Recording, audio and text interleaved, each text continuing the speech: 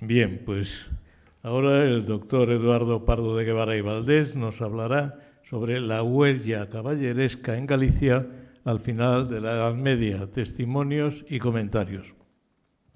El doctor Pardo de Guevara es doctor en Historia Medieval por la Universidad Complutense, director honorario del Instituto de Estudios Gallegos Padre Sarmiento de Santiago de Compostela. En la actualidad es vicepresidente del Comité Español de Ciencias Históricas y presidente del Instituto Internacional de Genealogía y Heráldica. Ha sido también director de la revista Cuadernos de Estudios Gallegos y de sus dos series bibliográficas, Anejos y Monografías, así como de la colección Galicia Histórica de la Fundación Barrié de la Maza.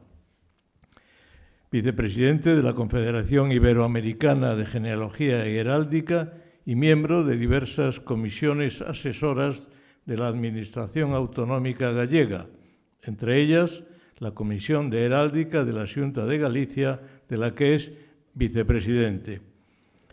Es académico supernumerario de la Real Academia Matritense de Heráldica y Genealogía, así como titular de la Academia Internacional de Genealogía y de la Academia Internacional de Heráldica. Es además correspondiente de la Real Academia de la Historia, por Lugo, y de la Real Academia Hispanoamericana de Cádiz, así como miembro de honor o correspondiente en España de más de una veintena de institutos y corporaciones académicas europeas y americanas. Está en posesión del Premio Internacional Dalmiro de la Válgoma y Premio Internacional Faustino Menéndez Pidal de la Confederación Internacional de Genealogía y Heráldica y Premio da Cultura Galega. Es además gran oficial de la Orden al Mérito Melitense y comendador de la Real Orden de Isabel la Católica. Pues cuando quieras, Eduardo. Bueno, pues muchas gracias. Para mí es un placer estar aquí hoy de manera especial por ser un congreso que se ofrece a... se oye bien, ¿no? Por dedicarse esta reunión a Faustino Menéndez Pidal, que es con quien yo aprendí mucho, y lo digo sinceramente, de lo poco que yo sé, porque cada día me doy cuenta que sé menos. Bien, al tratarse de una reunión sobre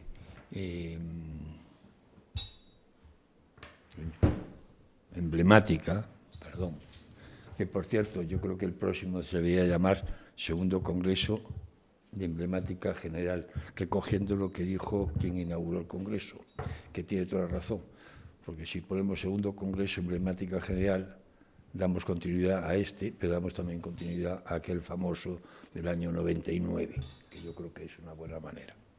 Bien, hecho ese inciso, al tratarse de un congreso sobre la emblemática, pues yo intenté buscar algo que tuviera un sentido más amplio que propiamente el estudio de las armerías o de la genealogía, ¿no? Entonces he hecho un popurrí una presentación con un popurrí de cosas de muy diversa naturaleza que creo que tiene un cierto hilo conductor, que es la vinculación con el mundo caballeresco, con el mundo de los caballeros, etc. Vamos a empezar y vamos a ver cómo sale el asunto, ¿sí? Lo primero que había que recordar es que el símbolo fundamental, el emblema fundamental vinculado con el mundo de la caballería es la espada. Y, de hecho, estos testimonios lo reflejan con claridad, los que vamos a ver a continuación. El más temprano probablemente es el que figura arriba, el de Armenteira, pero como ven, el uso de los emblemas heráldicos se asoció también con la presencia de la espada. ¿Por qué? Porque el emblema heráldico no era un signo de nobleza, era una expresión, era un emblema personal de identidad, ¿no? Y en cambio la presencia de la espada indicaba la posición social del interesado, ¿no? En algunos casos, como el que se ve, yo no sé si ahí, a mi derecha, ¿no? En algunos casos se producían situaciones como esta. Al disponer el escudo, en este caso con el tiracol, utilizando la espada, pues se produce lo que se ve más arriba. el origen de lo que las armas convencionales de los ozores. En realidad, las armas de los ozores era simplemente un león, pero la espada que había detrás pasó al propio campo del escudo y modificó las armerías. Como ven, otros testimonios, vamos avanzando en el tiempo ya del siglo XV, sobre todo el de aquí abajo, de este buen Fray Arias López de Fandiño en Beade, son muy significativos de ese sentido caballeresco que le dieron a la espada, al uso de la espada. Como es natural, la costumbre se termina convirtiendo digamos, en un procedimiento, como decíamos ayer al hablar de procedimiento obligado, no me sale la palabra ahora. Era un procedimiento, bueno, no me sale la palabra, ya me acordaré, pero más o menos se usaba. Y entonces, como lo usaba todo el mundo, pues los demás también lo usaban. Y en este caso, los que vemos aquí, salvo el último, claro, son burgueses, algunos notario, etcétera, o sea, pero son ajenos en principio a lo que es el mundo de la caballería y, por supuesto, de lo que es el estamento noble, ¿no? Y, sin embargo, sí se disponían con espadas, con ropa talar, y el último, ya en cambio, sí que es un caballero que comienzo del siglo XV, 1410, me parece recordar, donde en el epígrafe, naturalmente, hace su propia genealogía. Esto continúa después, esto es insisto, un popurrí de testimonios para que vean que hay muchos testimonios de este orden en el ámbito de Galicia, ¿no? Este es un don Gonzalo de Ulloa. Aquí tienen otros testimonios que vamos a cambiar, pero este concreto, el primero,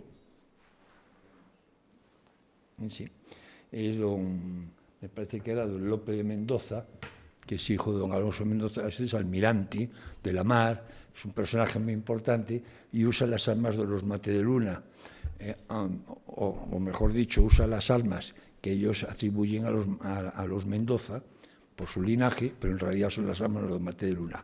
Pero si nos fijamos en un detalle, entre los bezantes incluye otra figura.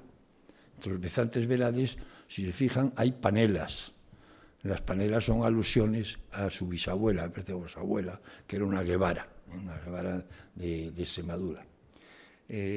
Lo que vemos a continuación, y es donde vamos a ir a parar después, es el uso, por ejemplo, de las coronas.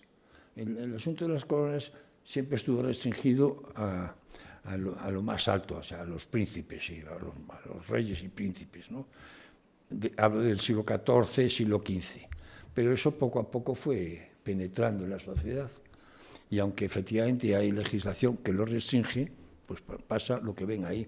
Pues un linaje importante, pero es un linaje de caballeros que tiene, aparte de unas divisas y unas alusiones, tiene corona. Y esta es una representación del siglo XV, de unos caballeros de Galicia. Luego eso se va a seguir extendiendo y antes no hice ninguna observación, porque también levantaste la sesión, no dio tiempo, pero que es verdad, aunque hay una restricción, hubo concesiones expresas del uso de coronas y sobre todo hubo una picaresca, en que en Galicia yo he hablado de ella alguna vez, con el uso de las armas de los Montenegro, una M coronada, ponían la M en la parte de arriba del escudo y alzaba un pedazo de corona que abarcaba todo el escudo, ¿no?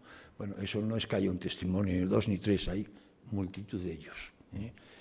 Y efectivamente en algún momento, en el siglo XVI, se mandaron picar escudos, veremos uno después picado, e incluso unas sepulturas en Betanzos, y el propietario de las sepulturas recurrió y le dieron la razón y le mandaron reponer las laudas sepulcrales con la corona que correspondía a la M Montenegro. ¿Qué pasó después? Que se generaliza y eso es imparable. Y en el siglo XVII y siglo XVIII, por lo menos por lo que yo veo en Galicia, es raro una buena casa, un buen pazo donde no haya una corona. Y no eran, ni tenían título, ni tenían una concesión expresa. ¿Y por qué? Es posible, solo posible que pueda tener relación con el ejercicio de derechos jurisdiccionales, que era una posición por encima de la hidalguía normal, ¿no? Es posible, pero que es verdad que se generaliza. Y en cambio, quizás se restringe después y de caso a la legislación nueva que empiezan a con la norma napoleónica, que establece cómo se las coronas y tal, y en España viene eso en el ámbito militar. Eso es un poco la impresión que me produce a mí el asunto, que tampoco es que lo conozca muy bien, ¿no? Lo que ven a continuación, lo que me interesa destacar son los dos escudos que hay abajo. Si se fijan, hay una estrella. Bueno, son unos escudos normales, bueno, perfectamente identificados, pero una estrella. ¿Y esa estrella qué es? Pues esa estrella es una concesión de Juan II, creo recordar que es Juan II, a un caballero gallego, un caballero de la zona intermedia de la pirámide nobiliaria gallega, ¿no? Un señor se llamaba Gómez Pérez das Mariñas, que parece ser que era un tío muy echado para adelante, era pequeñito, pero echado muy para adelante, y era un gran justador. Y se dedicó a ir a ajustar por la corona de Castilla, y logró derrotar al gigante alemán que había derrotado a otros los caballeros castellanos. Y entonces, en premio, Juan II le concedió, le enriqueció sus armas, que eran unas ondas, se las enriqueció con esa estrella. Una huella también, insisto, caballeresca. Esto nos lo saltaremos. Otro asunto que también nos puede llevar a algo así es el uso de la venera. La venera es un emblema vinculado a Compostela, pero sobre todo es la señal del cabildo compostelano. Y la usan naturalmente las dignidades de la Iglesia compostelana. En algún caso, ya al final de la media, comienzos del siglo XVI, como lo ven en ese escudo, lo incorporan a las propias armas, sobre todo con una forma de bordura, aunque hay otros casos distintos, ¿no? Entonces llegamos a esto que es donde quería llegar yo. Esta imagen de Santiago el Feo, que está en la Capilla de las Reliquias en Santiago, tiene dos detalles que quiero resaltar. Uno, el que si se fijan en la se llama nimbo esto, ¿no? ¿Verdad? La corona, ¿no? El nimbo del apóstol, si se fijan, les pido que se fijen, tienen unos cinturones, unas correas. Esas correas lo relacionan con este señor, con el arzobispo don Álvaro Isorna. Ahí lo ven, este es el escudo, esta es la lauda sepulcral de la madre, doña María Vicos, y este es el frontal del sepulcro del propio arzobispo, y lo ven aquí las correas, ¿no? Es esto. Pues esto indica que este busto del apóstol fue financiado por el arzobispo don Álvaro Isorna, que fue arzobispo de Santiago durante, no me acuerdo ahora, pero creo que como 5 años nada más, ¿no? Bien, pero hay otro detalle muy interesante, muy curioso, que la gente no suele fijar en el busto, que es la argolla que aparece en el cuello del apóstol. No sé si la aprecian desde ahí, pero la van a ver aquí. Esta argolla es la que llevaba en el cuello el famoso don Suelo de Quiñones, con el paso honroso, el famoso paso honroso, y entonces cuando concluyó el paso honroso, que no logró romper las 300 lanzas que se había comprometido para librarse de la argolla, fue peregrinar al apóstol, y como por haber salido vivo de aquello, bueno, quedó herido, pero salió vivo, ¿no? Se postró ante el apóstol y le entregó en prenda la argolla que se había puesto. Ahí tiene si vos no queréis corresponderme, no tendré ventura, era lo que ponía en el francés provenzal. Bien. Otra cuestión que quería resaltar es la huella de las órdenes militares. Claro, la huella de las órdenes militares en Galicia se circunscribe exclusivamente a la orden de San Juan de Jerusalén, la orden de Malta, si quieren, y también a la orden de Santiago, lo vamos a ver. Hay infinidad de testimonios, no quiero cansarles, pero los he puesto por orden un poco cronológico, ¿no? Quizás el más temprano es el que está en la rectoría de Castrelos, que fue encomienda de la orden, y los más tempranos y los más tardíos ya llegan incluso al siglo XIX, ¿no? Hay un detalle que es la cruz que la ponen fuera y luego poco a poco la van incorporando dentro del propio escudo. Los que hay aquí son muy representativos porque tienen otros detalles curiosos, como son esos estandartes con el cáliz, con los clavos y otros símbolos, ¿no? Y luego esa bordura de pesas, una bordura de origen, supongo que catalán, ¿no? No se usa fuera del hábito catalán, ¿no? Este personaje estuvo por todo el Mediterráneo, ¿no? Es un personaje muy importante.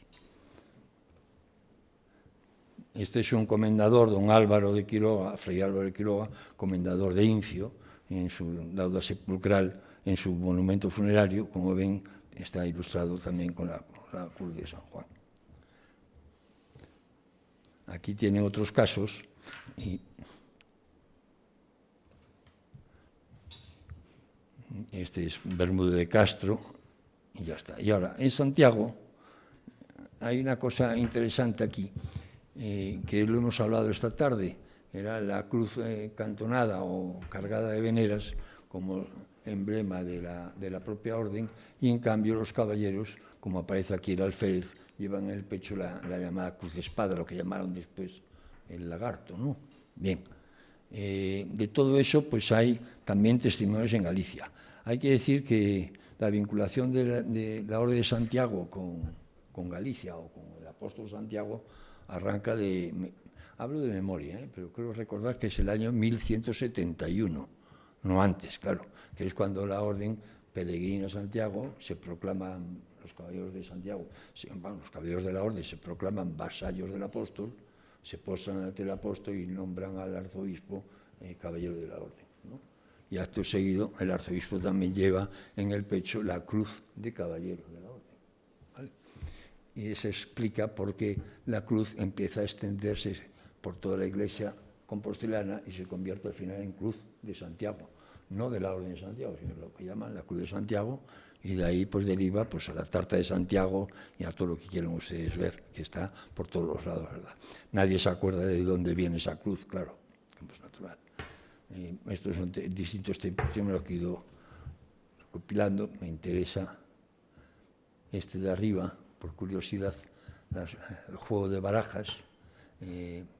Claro, cuando se puso de moda estos juegos de barajas heráldicos, pues las armas del rey de Castilla, el cuartelado real, se ilustran con las trabas y la cruz de la Orden de Calatrava, y las armas de la monarquía española con el toisón de oro.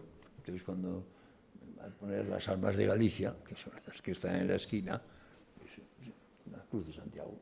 Y a partir de ahí, pues la vinculación la ven en otros sitios, hasta en el Estatuto de Autonomía del año 32, 36, también está, o en el Banco de Galicia, en el Banco Gallego de Buenos Aires, ¿no? Y naturalmente, pues todo esto que ya pasó el tema. Y luego, testimonios pétreos en monumentos funerarios, pues hay también muchísimos, y siempre con la cruz de espada, si se fijan, ¿eh? No existe esto, que es lo que se produce también en otros sitios de Castilla, las armas de, ahora no me acuerdo, pero los Daza castellanos, ¿verdad? Y algunos más, son varios, y algunos extremeños también, no me acuerdo ahora, si los Obando, no me acuerdo quiénes, ¿no? Y en Galicia, pues los Rivadeneira, y también estos otros villas de Franco que lo llevan es un estandarte que probablemente en su origen no debía ser de la Orden de Santiago, pero naturalmente terminó incorporando la cruz de Santiago. Luego, naturalmente, pues hay infinidad de representaciones de las armas de los Rivadeneira, como ven aquí. Y ahora vamos a las órdenes caballerescas, que ya es otro escalón distinto. Voy a referirme solo a dos. Bueno, esto es para que vean, porque ahí lleva el cordón de San Francisco, pero lleva la escama, el collar de la escama, ¿no? Este es el Fernández Velasco. Y este lleva el collar de la Orden de la Jarra y el Dragón, y la banda, se dice que es de la Orden de la Banda, puede ser que sea también de la Orden de la Jarra y el Dragón, que también llevaban una banda, ¿no? A mí me interesa sobre todo, bueno, este es otro tema, que es el ristre de Juan II, que hay también infinidad de testimonios.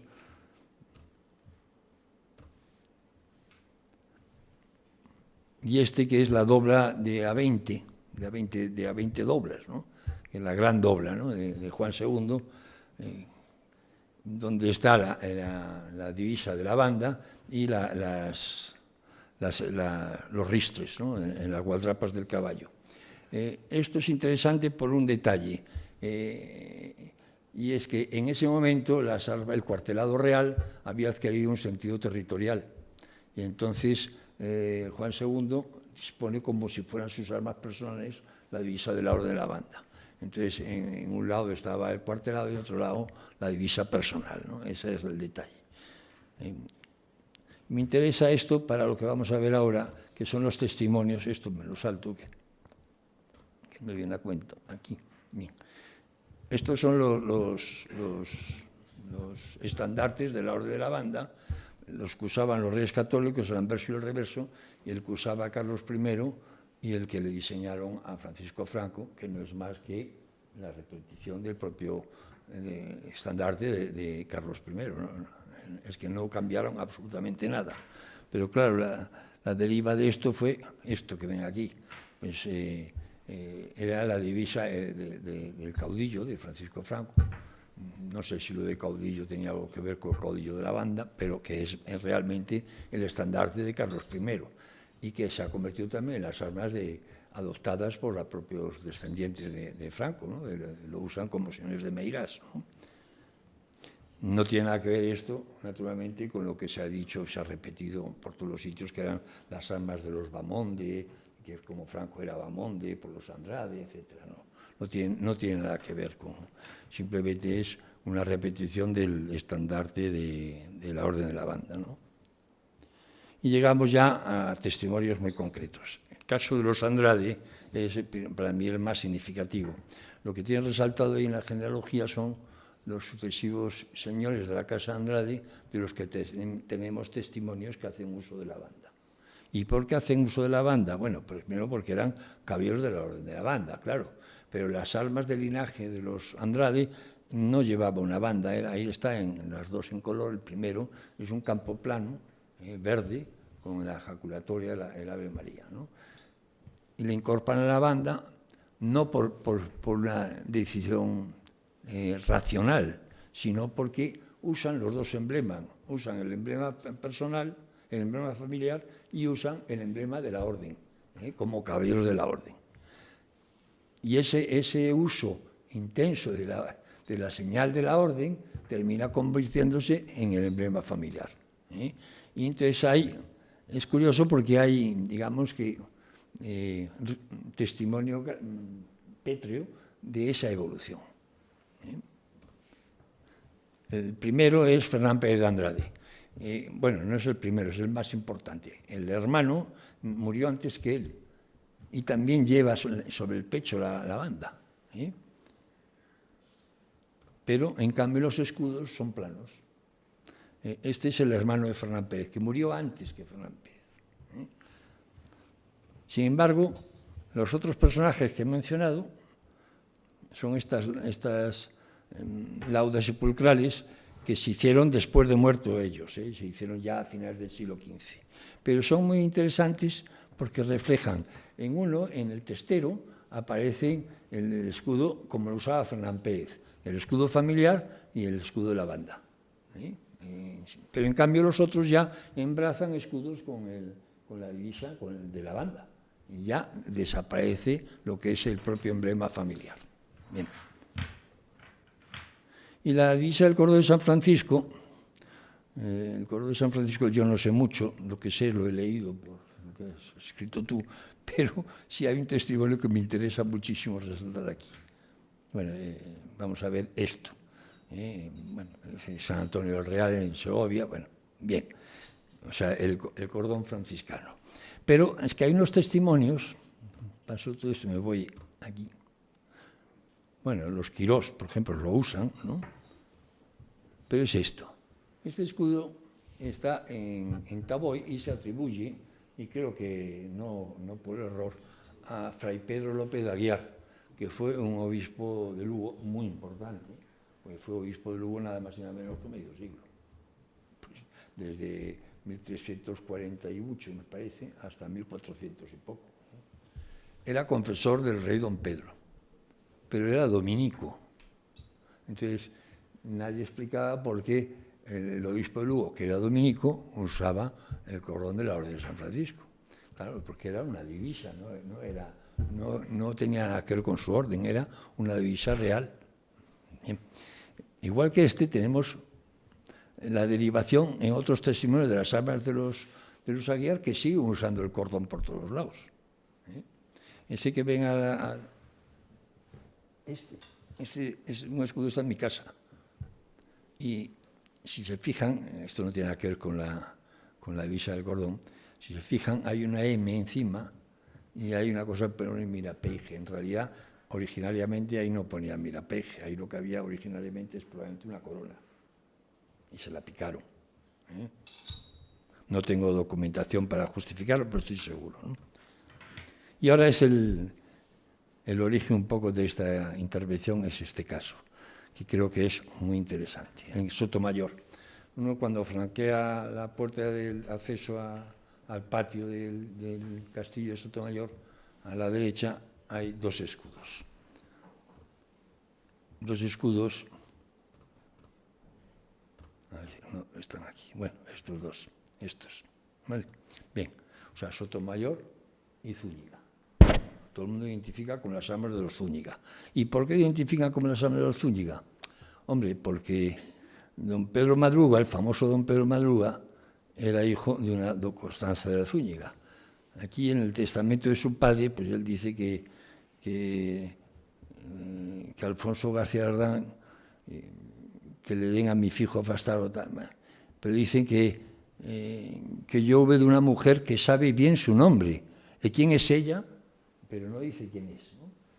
En cambio, un hijo de Pedro Madruga lo desvela en una relación genealógica y dice que mi padre le hubo en una hija de Diego López de Zúñiga, que se llamaba doña Constanza de Zúñiga, la cual fue hija de una señora de la casa de Avellanedo, que truzo a Galicia y allí falleció. Es decir, la madre de Pedro Madruga era doña Constanza. Y entonces todo el mundo, y cuando digo todo el mundo, en todos los libros de historia, en todas las descripciones del castillo, en todos los sitios, se repite que eso que hemos visto antes era las armas de Pedro Madruga y de su madre, doña Constanza de Zúñiga. Lo que no entiendo es que nadie se pregunte, si él nunca dijo quién era su madre, ¿por qué iba a poner las armas de su madre? Pues es una cosa que tiene mucha explicación, ¿verdad? Pero cuando uno se fija, se da cuenta de que eso no es lo que dicen. Ustedes fíjense bien lo que ven ahí.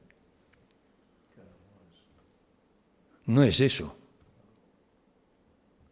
Es esto. Es el cordón de San... Es decir, son las armas de Sotomayor y al lado un escudo con unas divisas caballerescas. La banda por un lado y el cordón de San Francisco. Me parece que era bastante interesante traerlo a colación en un congreso emblemático. Esto que ven aquí, desde luego, no es único en Galicia. Hay bastantes testimonios, bueno, bastantes. Hay unos cuantos testimonios con representaciones heráldicas acompañados de un escudo cargado con señales de caballerescas. Y nada más. Muchas gracias.